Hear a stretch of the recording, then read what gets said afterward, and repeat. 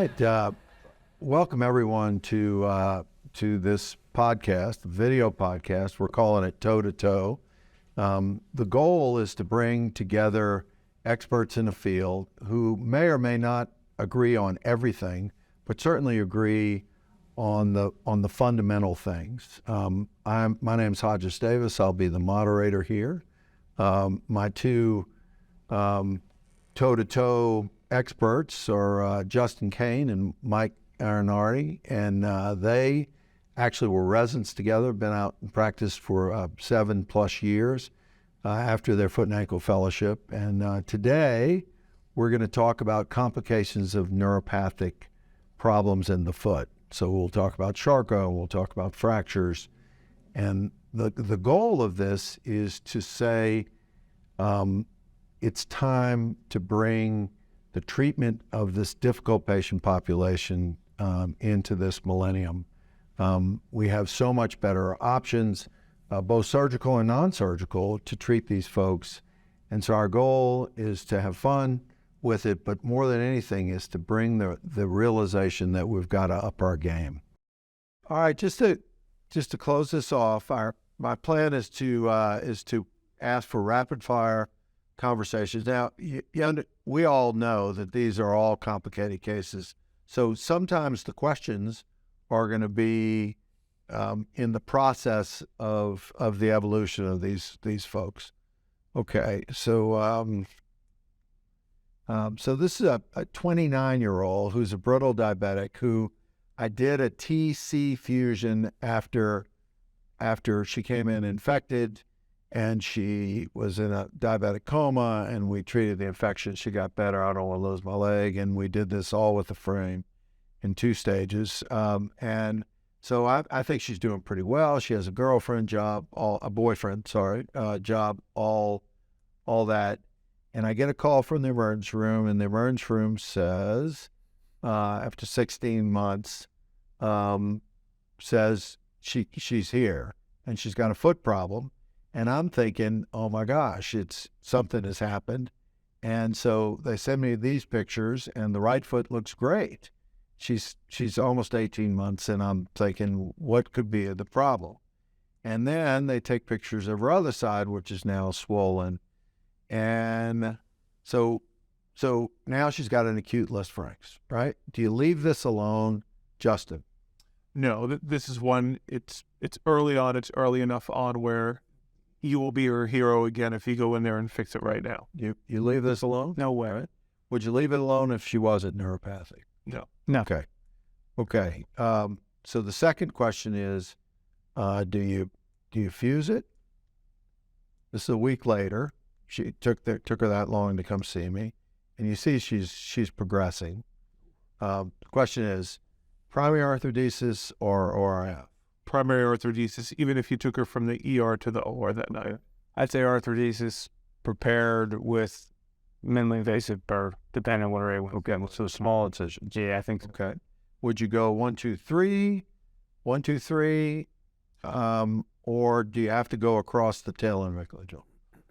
There's a little sag there at the TN, so I would maybe even leave 3 alone, but definitely bring 1 and 2 up to the talus. I think you got to stabilize that medial column. Okay. All right. So I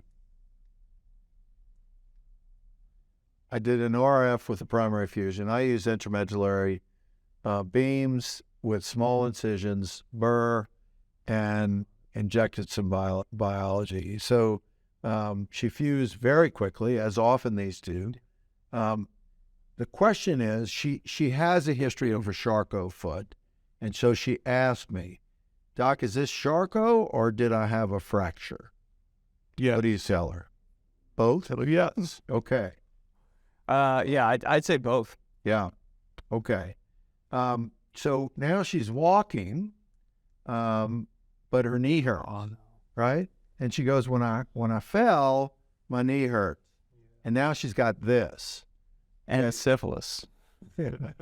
So this is a problem. I don't do knee replacements. To get my knee surgeons to do something about this is really something. You got to find your young ones. Yeah, you do. The young ones who are stupid. Well, you can intimidate into doing something. big. And So yeah, yeah. hinge. Yeah. And he had to do a hinge. And she is now, this is, she came in complaining about her hallux valgus and her club toes, so I had to do those. That's how I got her in. This is 5 years post-op. Yeah. It's a huge win. Okay. All right. 42-year-old independent diabetic, history of 4-foot ulcers, had osteo of his big toe. The other thing is he had a burn. His boat blew up, and there's a interesting story around that. And he has skin grafts from 3/4 of his body has skin grafts. His lower extremity all the way down. The only part that does not have a skin graft is where he had this ulcer. He came in emergently and had a first ray amputation. I see him 3 months later, and now he's got a midfoot Charcot. Okay, so and infection. He's got an ulcer. Okay, Mike, leave it. He's going to lose his leg. What do you do? I had one of these. I went. I did open. Now, Mike, I didn't have third-degree burns everywhere, but I did big biplanar closing wedge. Allowed me to close the sore, and then static frame for 4 months. And Saved his ankle. oh yeah, yeah, I did. Just because with the first ray missing, I was real worried about not having a frame on him and making that osteotomy unstable. You don't know if they're affected or not. So I would go very similar plan. All right. Do you have any history of frames with patients with skin grafts? Good, bad, indifferent? I have a few, and most of them have done well. I have one, he's got to be 5 years out now. He's got one little draining area, and he comes back. He's a truck driver, and he comes back every 8-10 months to see me, and I just keep him on prophylactic doxy. He's happy he has his leg. Okay, so I did an antibiotic nail, right? And I like to put it over the top. One of the problems is there's no consistency on how big it is. So you ream, he has a small tibia, he's a little guy, and you can see I eccentric reamed it a little bit at the top. Plus, he's got an antibiotic mantle. Long story, fused his hindfoot, and the ulcer healed. Well,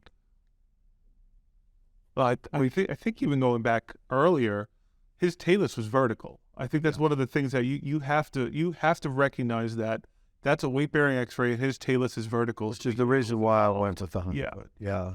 Versus trying to do a triple, even though I like a midfoot frame for that.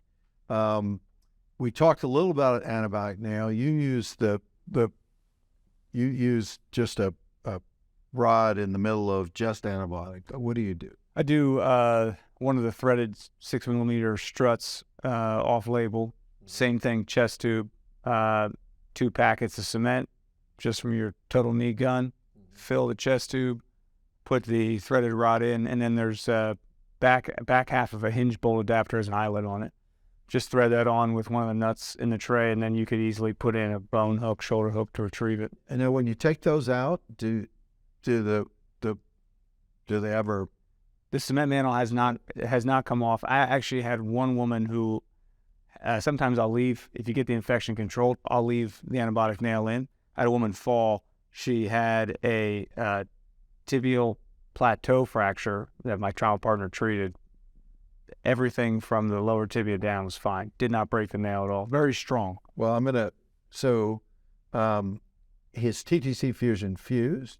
Interesting, the screws went on. I don't know exactly why, but 12 months post-op, he twisted in the shower and has this. Now, what do you do now, right? He's got an unstable tibia fracture.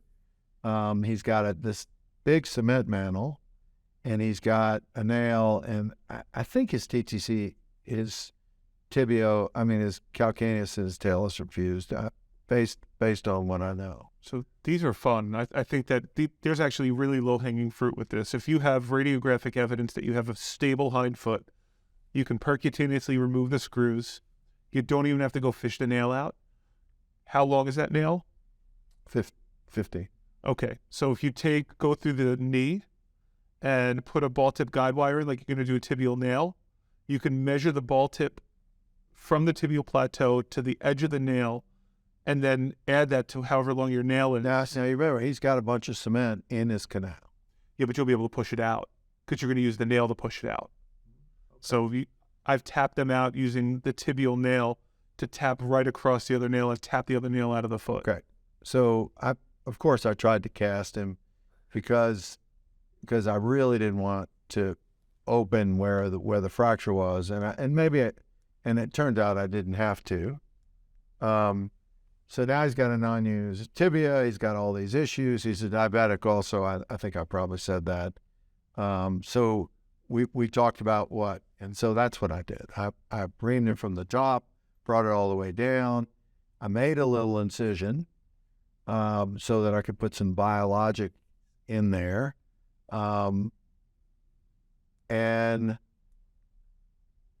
he drained from that incision. So now he's got an infected non-union with a nail in there. All right, what do you do?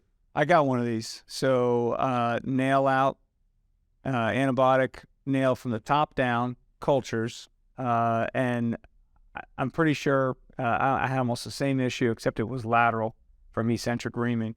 That tibia is dead. So I talked to our one limb lengthening guy, and this is our one we may lengthen if she's able to fuse this, but I cut out about 3 centimeters of her tibia, cut out about 4 or 5 centimeters of her fibula, and put a frame. Now, I will tell you where his infection is. The skin is as bad skin that I've ever seen. It's literally skin on the tibia. He's got like contractures and bands around those areas. Skin graft on the tibia. Circumferential skin graft on the tibia. So that's a tough problem because what I'm doing for my patient wouldn't work in that situation. You'd be up the creek. And there's no good skin above and below? Nope. Because then you could treat it like only a band syndrome. The knee has a little open area where I put the rest of it. Okay. So I used a frame, figuring at least I could stabilize him.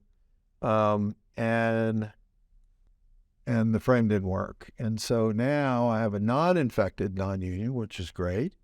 And I told him he need to have no drainage for a year. And I'm figuring, who knows what's going to happen in a year? Well, he comes back. So a year with no drainage.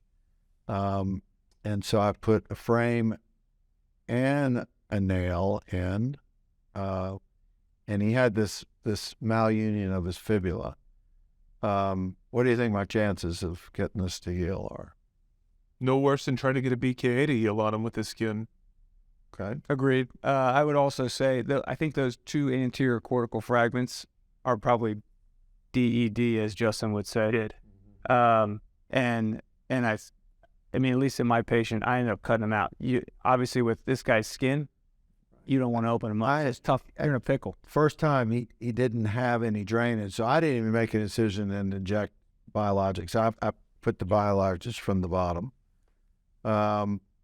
And so I'm feeling pretty good. At a year, he has no drainage. He's not infected. And then 6 months after that year picture, he broke the nail, and he just said, "Doc, give me this." And so he's now 6 months out from this. He struggles with breaking down the skin, but he's got a good prosthetist. Let's just leave it at that. So, I tell him all the time that I did some of my best operations on you, and I still failed miserably. All right. This is a neuropathic Lisfrank's. No ulcer, but pain. So let's talk about pain. Do patients with Charcot hurt? Absolutely. Yes. Actually, quite a high percentage, too. Okay. Do you do surgery on Charcot patients for pain? Yes. Yeah. If they are debilitated by their pain, it's no different than them not being able to use their leg because it's amputated. Is it more important to get a fusion when they hurt than it is just getting rid of an X-ray of an ulcer? Yeah, I think for patients with pain, especially bone pain, and hard to tell, is it nerve, is it bone? is that the nerve's getting upset because the bones are dislocated. But in those patients with pain, I try my hardest to get stable bony fusion. Versus the neuropath comfortably numb patient with. I'm more afraid of the ones who don't hurt, because they can't tell you something's wrong until it's really wrong. Good point. Very good point. So this is what I did on this. I did not do a subtalar fusion.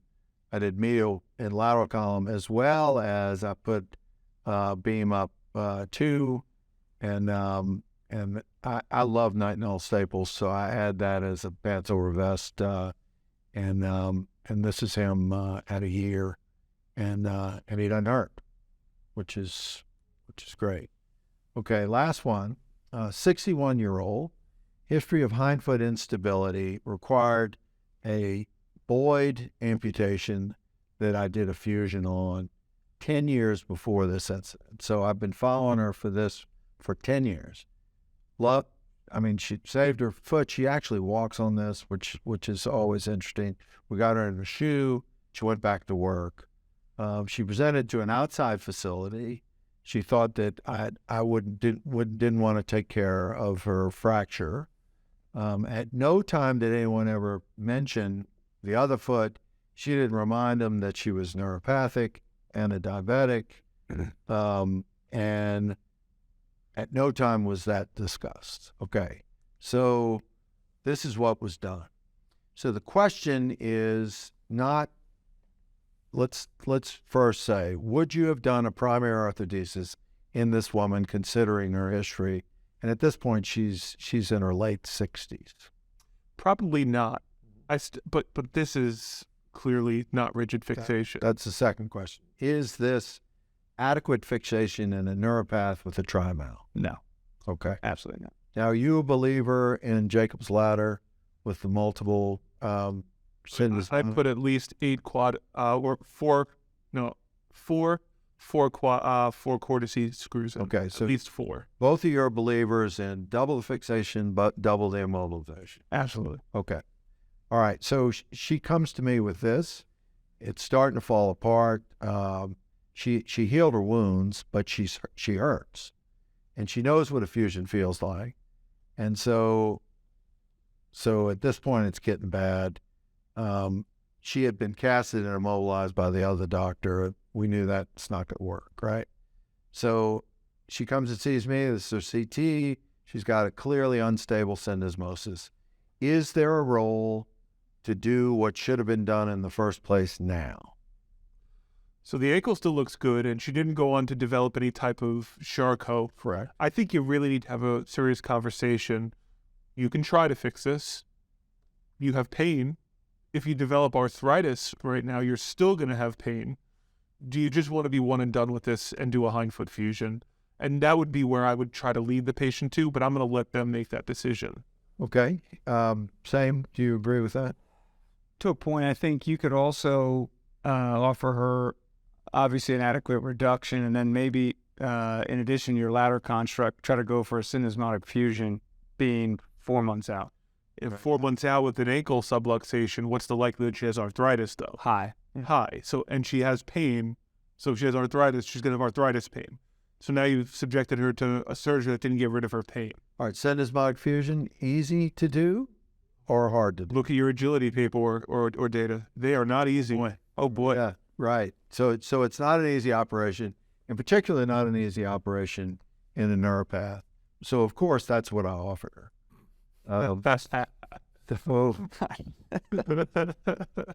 So we discussed fusion, but opted with the revision. Looked good at the beginning. I even fixed the deltoid, which you know is my true love. And at 2.5 months, she's starting to collapse. It's hurting, and ultimately, at 5 months, it's really going. And now she's got real arthritis, and so we do a TTC fusion. And she loves it. She loves it. The interesting piece is while she was healing from this, she developed an ulcer on the other side, right? That she had 10 years, and right on the bottom, you can imagine she's got this calcaneal gait. And so now I'm dealing with that. That's I had to take the rod out. I had to do, Well, I mean, thinking about it, like having 2 fusions is bad. 2 hindfoot fusions is going to limit your gait, change your gait.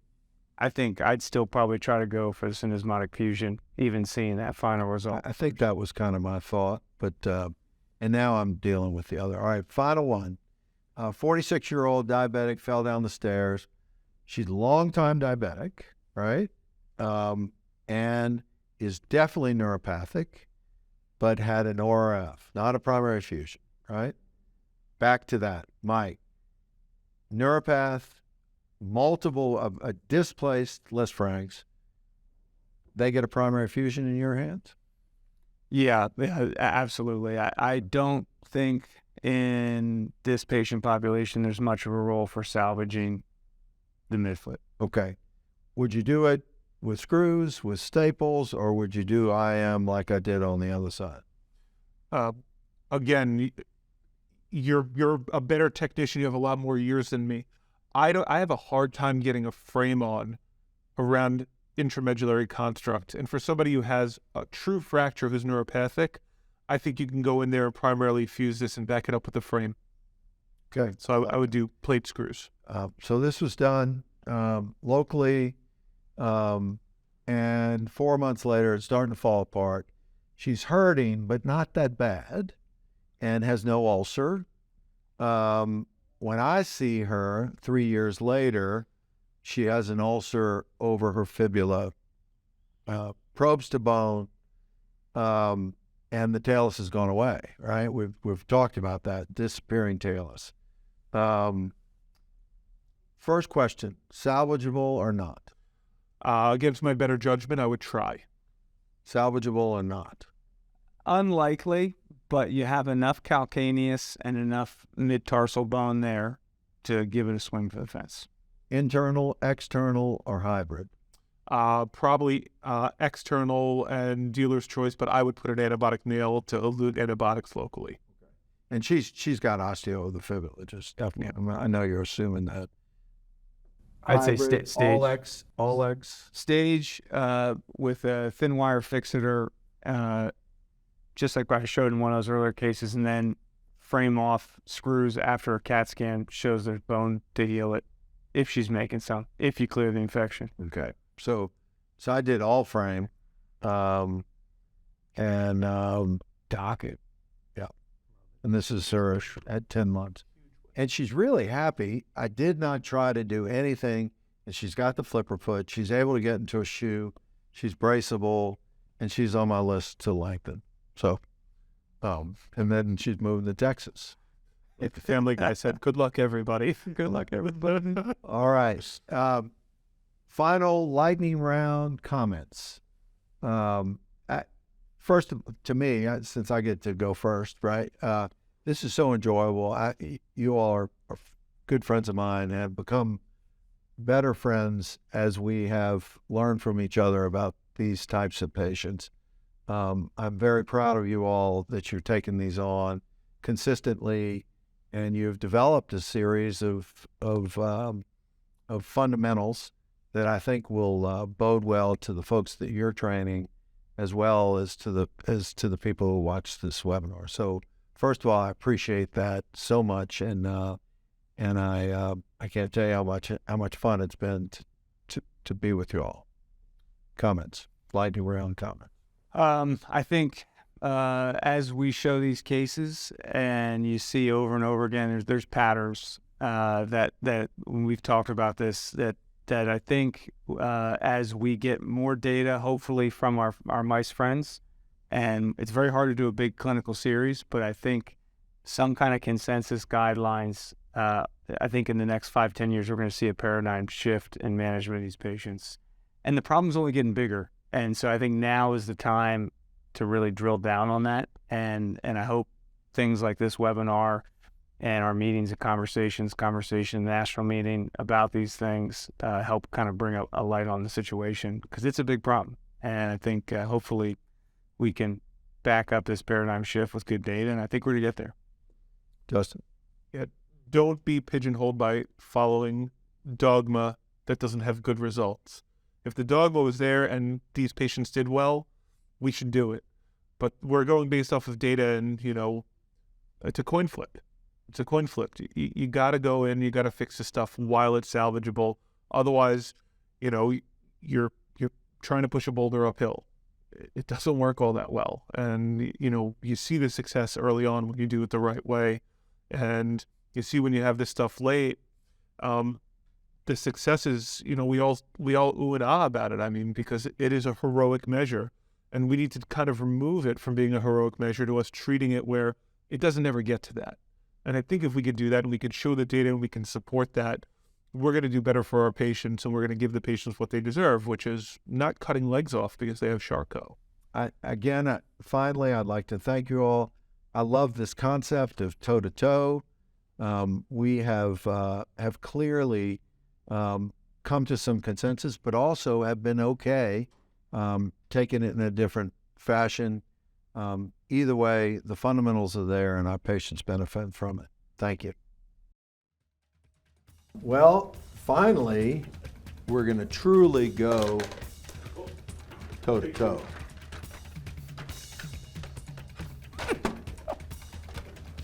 Oh, I got you. I loved this game as a kid.